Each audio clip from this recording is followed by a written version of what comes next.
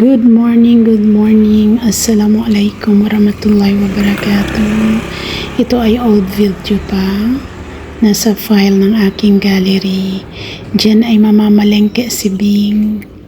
Ako ay bumibili lang ng mga gulay-gulay, kung anong mga small items lang dyan sa parang umaga may nagtitinda dyan sa labas ng bahay ng lugar namin yan.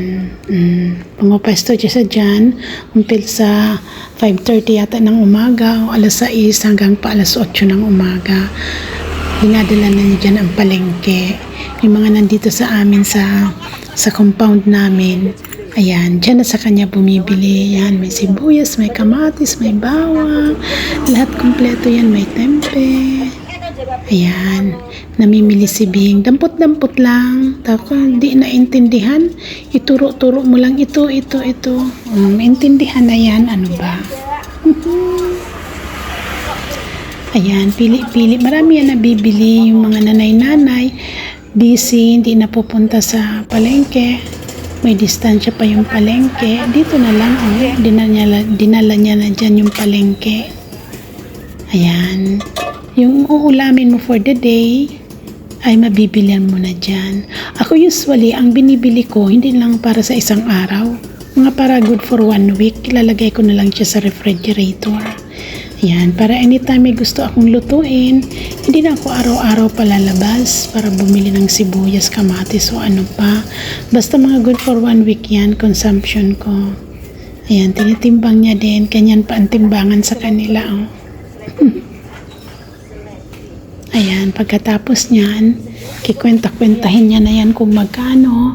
Nakaintindi na din ako ng salita nila regarding pera. Yan, naintindihan ko na din yan.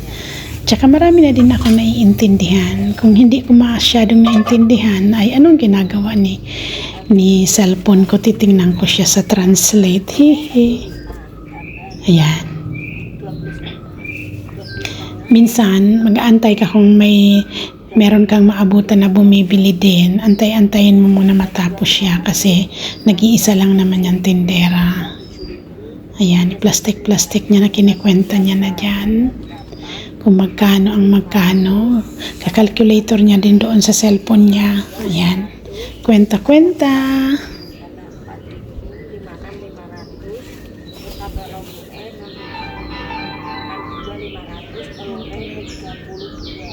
Dito ang pera ay ano pa, ay marami pang koma.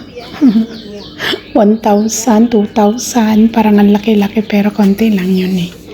Rupiya.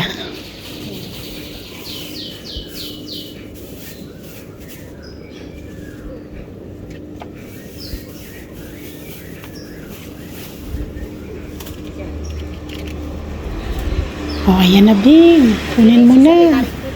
O, yung sukli, ibili na lang ng chicken powder. Kulang ang panukli.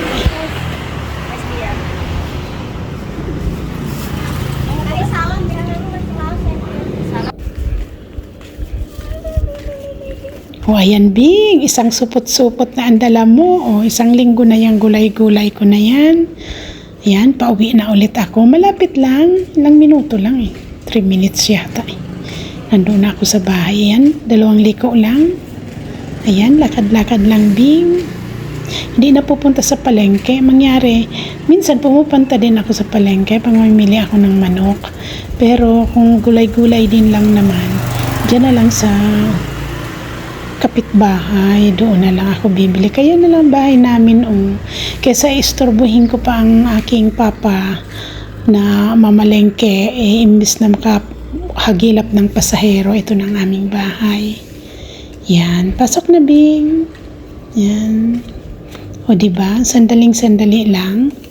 Kung nakarating ka dito sa video na ito, ay ibig sabihin sinamahan mo akong mamalengke. O wala, thank you for watching. Have a nice day. Ingat-ingat. Ayan, para makapagluto na tayo. Ayan, dali, ang tagal mabuksan ng gate ni Bing. Maraming salamat sa panonood. Have a great day everyone. Ayan, ito na po ang aming bahay. Ayan. Yan ang aking kapitbahay. Magandang umaga po sa inyong lahat. Maraming salamat sa panunood. Ayan, papasok na si Bing sa aking